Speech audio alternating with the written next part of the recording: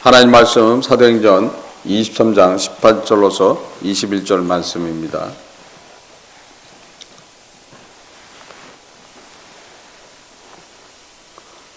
사도행전 23장 18절로서 21절.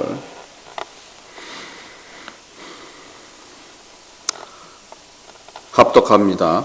천부장에게로 데리고 가서 가로되 죄수 바울이 나를 불러 이 청년이 당신께 할 말이 있다 하여 데리고 가기를 청하였더라 하매 천부장이 그 손을 잡고 물러가서 조용히 묻되 내게 할 말이 무엇이냐 대답하되 유대인들이 공모하기를 저희들이 바울에 대하여 더 자세한 것을 묻기 위함이라 하고 내일 그를 데리고 공회로 내려오기를 당신께 청하지 하였으니 당신은 저의 청함을 쫓지 마소서. 저희 중에서 바울을 죽이기 전에는 먹지도 아니하고 마시지도 않기로 맹세한 자 40여 명이 그를 죽이려고 숨어서 지금 다 준비하고 당신의 허락만 기다리나이다 하매 아멘. 하나님 아버지 감사합니다. 성령께서 이 시간 함께함을 감사드립니다. 말씀을 깨닫는 시간 될 수 있도록 인도하여 주옵소서. 함께함을 감사드리며 이 모든 것 주 예수 그리스도로 기도드립니다. 아멘.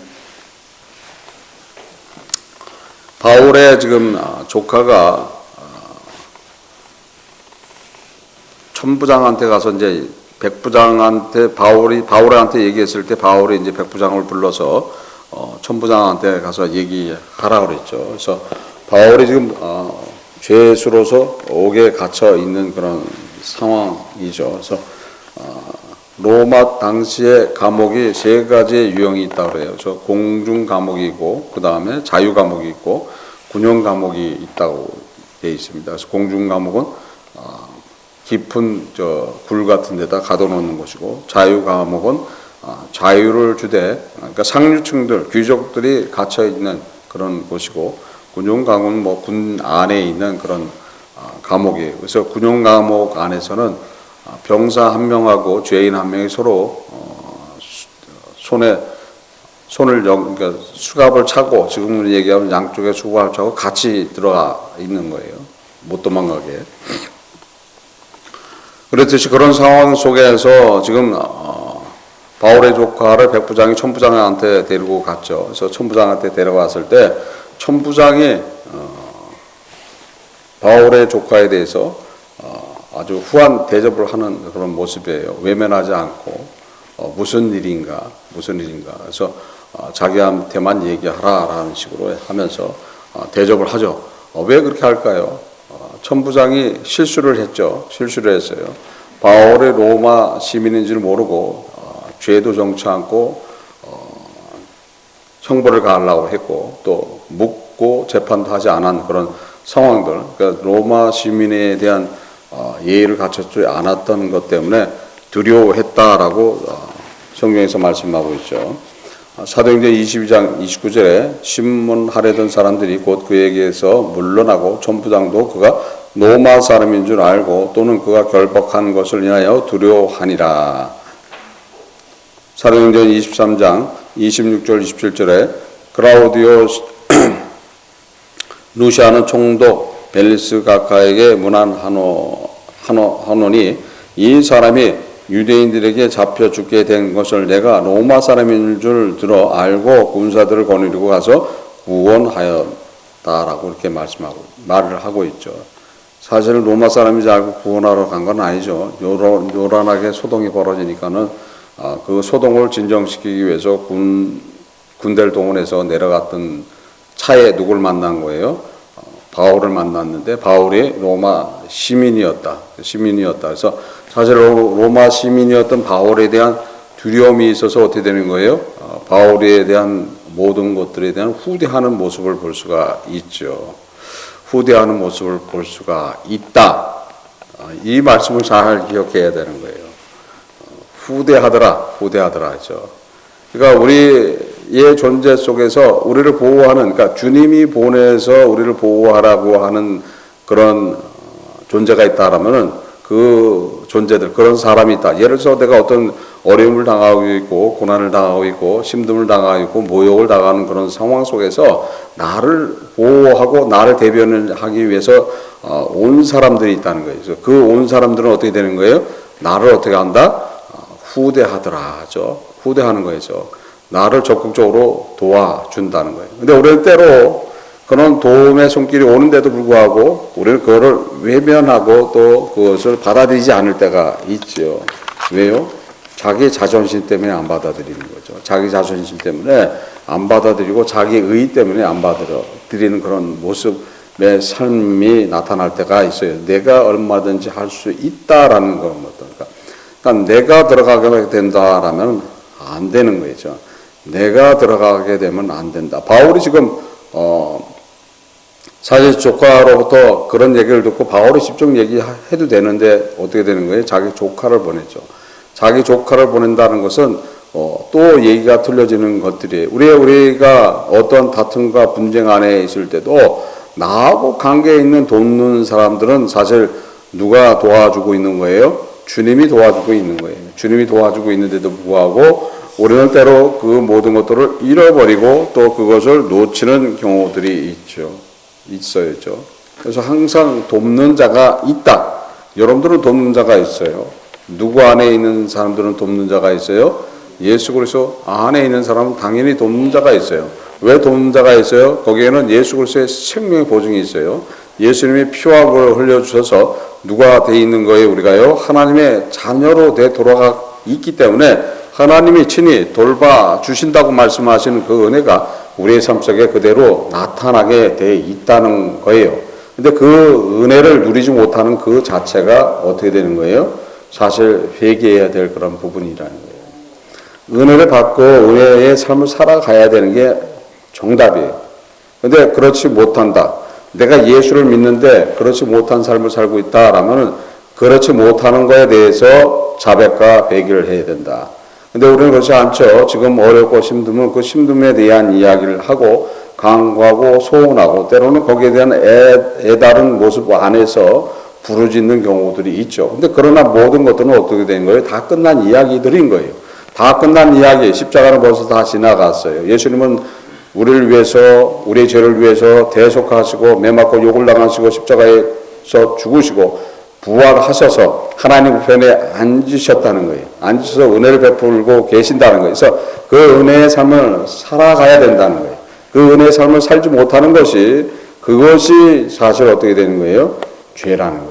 그걸 알아야 되는 거예요. 그래서 우리는 그렇지 못한 삶이 있다라면은 그것을 놓고 자백과 회개를 해 나가야 된다. 예수 그리스도의 십자가를 통해서 나는 하나님의 자녀가 되어 있어요. 근데 하나님의 자녀가 되어 있으면 누가 돌보신다 그랬어요? 하나님이 친히 돌보시는 거예요. 하나님이 친히 돌보시는 그 돌보고 있는 삶을 내가 살고 있느냐 못 살고 있느냐. 그러니까 못 사는 게 어떻게 되는 거예요? 못 사는 게 누구를 모독하는 행위가 되는 거예요? 예수 그리스도의 십자가를 모독하는 거예요. 예수님을 모독하는 행위가 되어버리는 거예요.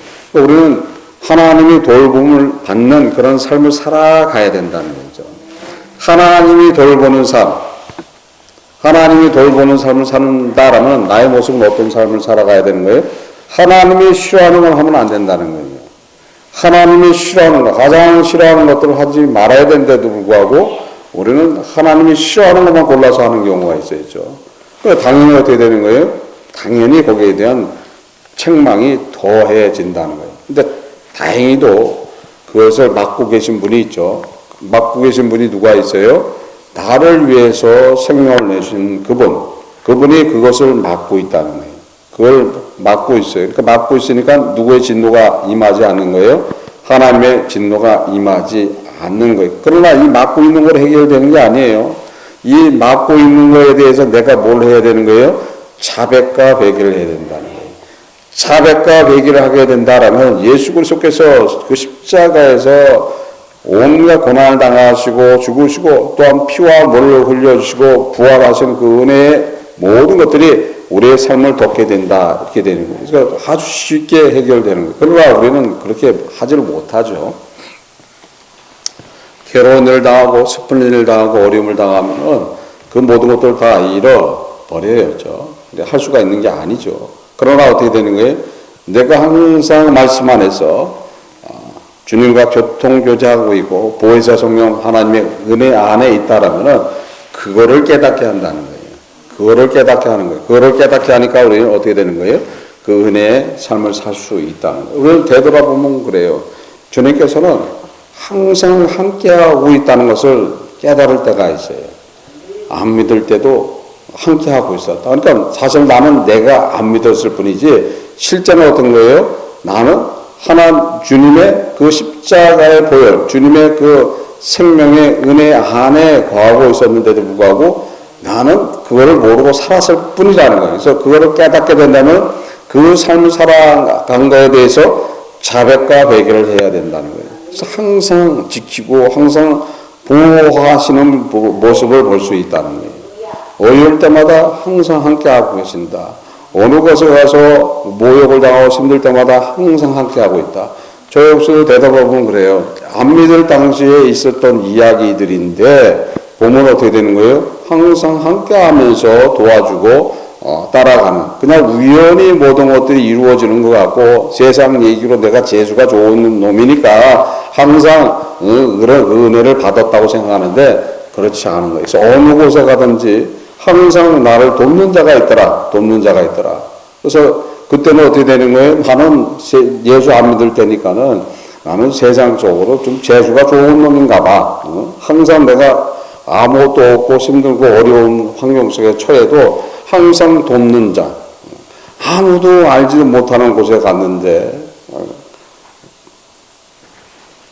아는 사람도 없는데 거기서 도움의 손길을 받아서 그 어려운 환경 속에서 벗어나는, 타지를 갔는데 돈은 50불밖에 없어요. 근데 아무도 아는 사람이 없어. 그래서 지금 당장 어디 숙소를 가야 될 판에 멀리서 저렇게 쳐다보니까 저기 가서 누군가 오는데 앞만 봐도 한국 여자 같아.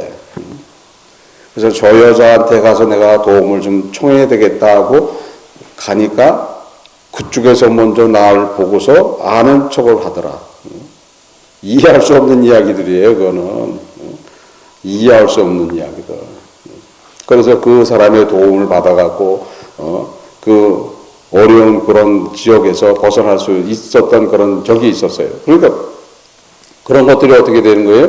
그때 예수 믿지도 않을 때예요. 그러나 그 전에 벌써 주님과 항상 함께하고 있었는데도 불구하고 우리는 모르고 사는 경우가 있다는 거예요. 근데 그것을 깨닫게 되면 어떻게 되는 거예요? 진짜 주님의 사랑은 한량 없구나.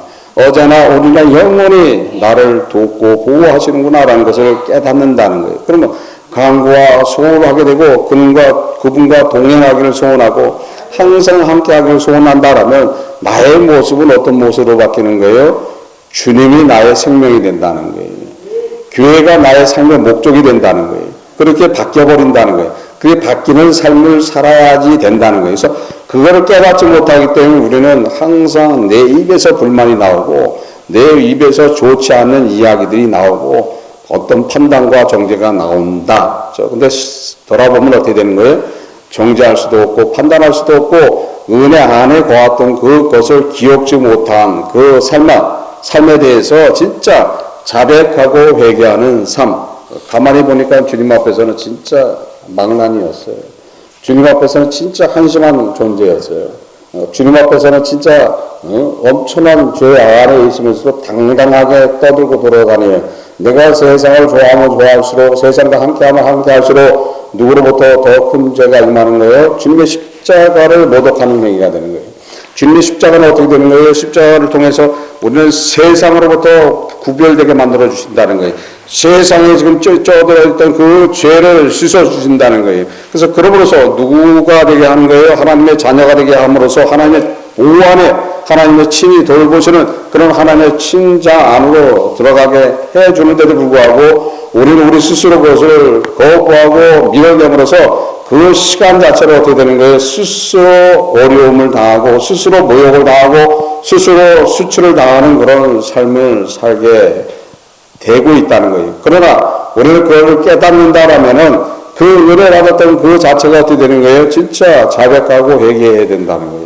한번 되돌아보시기 바랍니다. 나의 삶 속에서 내가 우연치 않게 만났던 은혜의 손길이 있었는가? 그 은혜의 손길이 누구의 은혜였던 거예요? 우리 주님의 은혜였다는 것을 깨닫고 그것을 감사함과 거기에 대한 내가 거기에 대한 이야기를 하고 있지 않다라면 반드시 그거에 대해서 자백 회개가 필요하다는 거예요. 그러면 누구와 더 더불어 살 수 있는 거예요? 주님과 더 더불어 살 수 있는 것이고 주님과 함께 하는 것이고 주님과 연합하게 되는 것이고 그렇게 되면 어느 환경에 가든지 항상 돕는 자를 보내주고 보호하는 자를 보내서 여러분들의 삶을 완전히 보호해서 어디로 인도하신다? 천국으로 인도하신다는 것을 믿고 따라가시길 바랍니다. 여러분들은 주 예수 그리스도의 생명에 보증되어 있다는 것을 믿어야 된다는 거예요. 그 믿음 안에서 살아간다 하면은 항상 당당하게 살 수 있는 것이고 기쁘게 살 수 있는 것이고 환경에 지배받지 않고 환경을 다스려 나가는 나를 다스려 나가는 그런 삶이 나한테서 나타난다는 것을 믿고 우리의 주님 예수 그리스도를 믿는 믿음이 무엇인가를 알고 주님과 더불어 사는 것이 얼마나 귀하다는 것을 아시고 항상 주님과 함께하는 또한 주님을 닮아 있는 모습 속에서 주님이 행했던 그 사랑을 행하는 자로서 주님으로부터 칭찬받고 하나님 앞에 영광 올리는 귀한 삶들을 다 살아가시기를 주 예수 그리스도 이름으로서 축원합니다. 기도하시겠습니다. 하나님 아주 감사합니다. 성령께서 이 시간을 감사드립니다. 저희들 알지 못하는 그런 상황 속에서 어떠한 도움의 손길을 받을 때 그것이 주님의 은혜라는 것을 깨닫지 못하고 살 때가 많이 있습니다. 그 모든 것들을 깨닫게 하시고 진정으로 그 모든 것에 감사하는 자로 살아갈 수 있도록 인도하시고 항상 주님이 주시는 은혜 안에서 그 모든 것들을 행하는 데도 부족함이 없도록 인도하여 주옵소서. 함께함을 감사드리며 이 모든 것 주 예수 그리스도를 받아 기도드립니다. 아멘.